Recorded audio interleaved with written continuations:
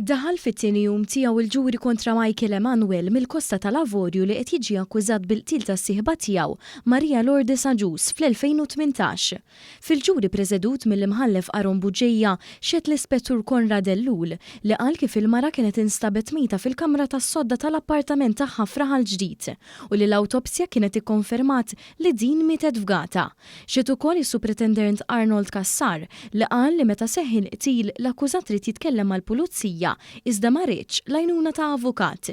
Fit-tieni jum tal-ġuri xedet il-vittma Maria Agius. Hi qalet li wara l-lejl li fih seħħ il-qtil l-akkużat qalilha li Maria Lourdes marret tixtri. Qalet li meta kien qed jipprepara l-ħalib għat-tarbija marret fil-kamra tas-sodda għax m'hemmnitux u sabet lil binta mejta mottija b'kutra.